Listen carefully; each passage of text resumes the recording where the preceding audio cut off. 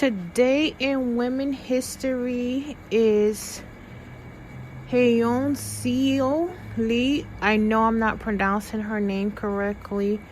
It's hard to pronounce her name, so I'm going to let you hear her story. So one of my supporters sent me her. She's a Korean woman, and everyone thinks she has an amazing story. So I'm going to let you hear a footage from her. Then I'll tell you what I think. Welcome to Sonia's podcast. Nothing planned, and I was very proud. In school, we spent a lot of time studying the history of Kim Il-sung, but we never learned much about the outside world. Except that America, South Korea, Japan are the enemies. Although I often wondered about the outside world, I thought I would spend the entire my life in North Korea until everything suddenly changed. When I was 7 years old, I saw my first public execution, but I thought my life in North Korea was normal. My family was not poor, and myself had never experienced hunger. But one day in 1995, my mom brought home a letter from a Caucasus sister. It read, "When you read this, our 5 family members will not exist in this world because we haven't eaten for the past week. We are lying on the floor together and our bodies are so weak. We are waiting to die." I was so shocked.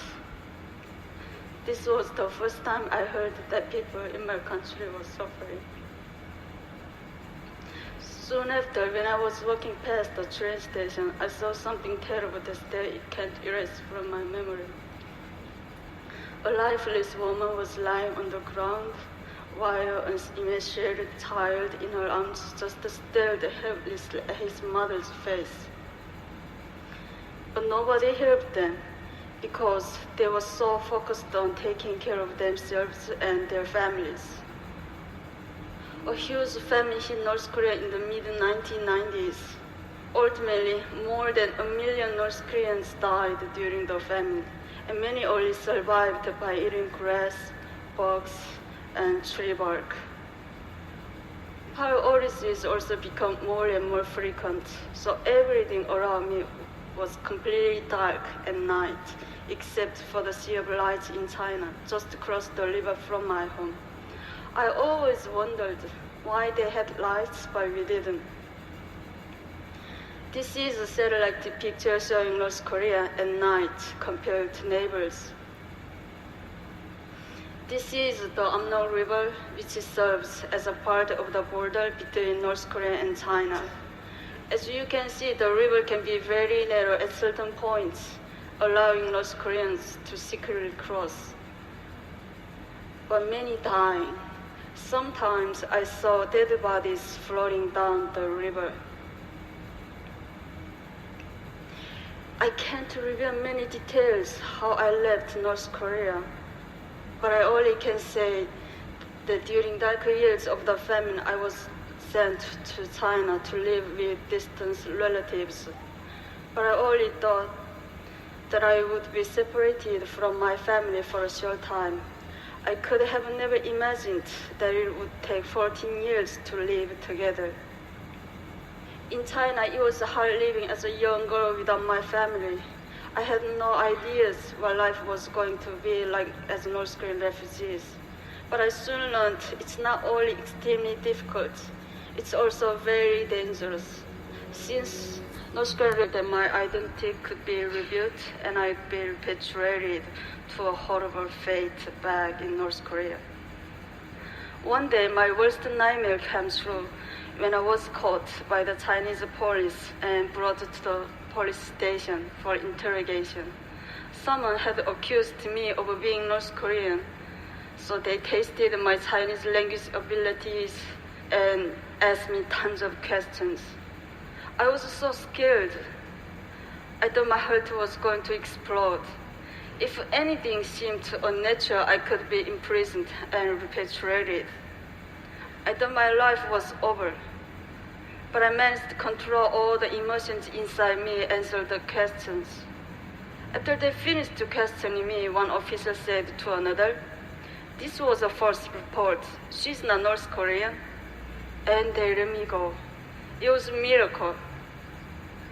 Some North Koreans in China seek asylum in foreign embassies, but many can be caught by the Chinese police and repatriated. This group was so lucky. Even though they were caught, they were eventually released after heavy international pressure. These North Koreans were not so lucky. Every year, countless North Koreans are caught in China and repatriated to North Korea, where they can be tortured, imprisoned, or publicly executed. Even though I was really fortunate to get out, but many of the North Koreans have not been so lucky. It's tragic that North Koreans have to hide their identities and struggle so hard just to survive. Even after learning a new language and getting a job, their whole world can be turned upside down in an instant. That's why after 10 years of hiding my identity, I decided to risk going to South Korea. And I started a new life yet again. Settling down in South Korea was a lot more challenging than I had expected. English was so important in South Korea, so I had to start learning my third language. Also, I realized there was a wide gap between North and South. We are all Korean, but inside we have become very different due to 67 years of division. I even went through an identity crisis. Am I South Korean or North Korean? Where am I from? Who am I? Sadly, there was no country I could proudly call my own. Even though adjusting to life in South Korea was not easy, but I made a plan. I started studying for university entrance exam. Just as I was starting to get used to my new life, I received a shocking phone call. The North Korean authorities intercepted some money that I sent to my family, and as a punishment, my family was going to be forcibly removed to a desolate location in the countryside. They had to get out quickly. So I started planning how to help them escape.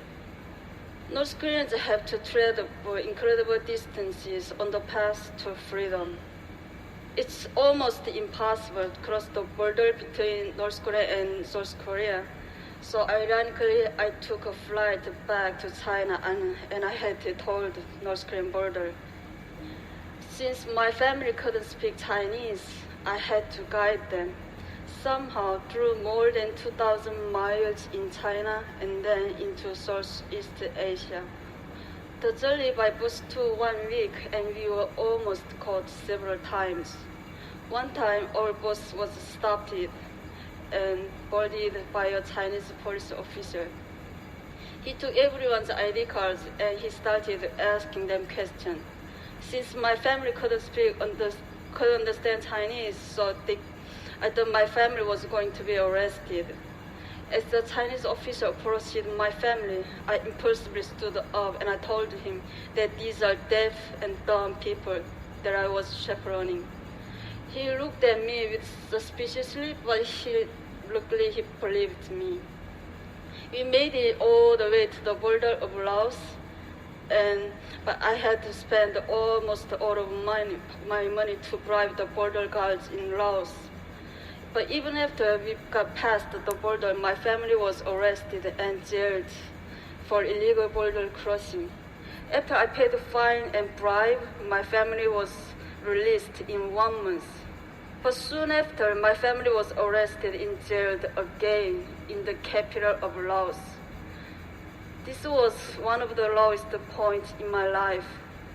I did everything to get my family to freedom, and we came so close. But my family was thrown in a jail just a short distance from the South Korean embassy. I went back and forth between the immigration office and the police station, desperately trying to get my family out. But I didn't have enough money to pay bribe or fine anymore. I lost all hope. At the moment, I heard one man's voice ask me, What's wrong? I was so surprised that a total stranger cared enough to ask. In my broken English and without dictionary, I explained the situation, and without hesitating, the man went to the ATM and he paid the rest of money for my family and two other North Koreans to get out of jail. I thanked him with all my heart and I asked him, "Why are you helping me?" "I'm not helping you," he said. "I'm helping North Korean people." I realized that this was a symbolic moment in my life. The kind stranger symbolized new hope for me and the North Korean people when we needed it most. And he showed me the kindness of stranger and the support of the international community are truly the rays of hope when North Korean people need. Eventually, after our long journey, my family and I were reunited in South Korea. But getting to freedom is only half the battle. Many North Koreans are separated from their families, and when they arrive in a new country, they start with little or no money.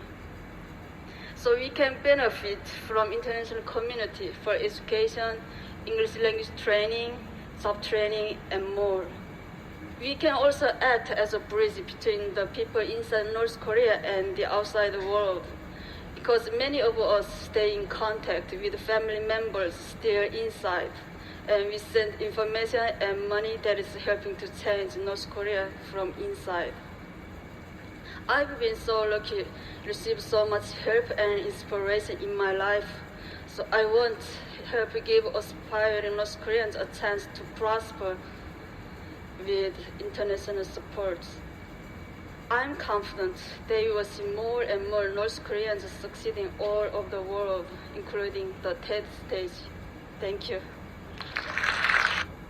So you heard her story. She actually had to change her name 7 times before she can even get out of North Korea. Yes, North Korea. And at the time, it was famine in the 1990s. And I know most of us heard of the Bible speaking about famine, so most of us should know what famine is, which that was very sad to see children actually dying in famine. People, period, dying from famine. But this was an amazing woman, amazing Asian woman that we are speaking about. And I want to thank you for listening to my podcast. Please give it a 5-star review on speakers, iHeartRadio, Spotify, wherever you listen to podcasts at. Please share. You can go to my website, http://podcasters.com/wordpress.com. Go to these websites, www.wavilo, use promo code Sonia, Instacart156. You can if you would like to buy me a coffee, you can buy me a coffee. You can also follow me at son.ia9795, Instagram, Sonia Santiago, Twitter, Sonia Santiago, YouTube, Sonia Santiago, Facebook, Sonia Santiago, Pinterest. You can leave a comment at sv766752@gmail.com. Thank you and have a blessed night.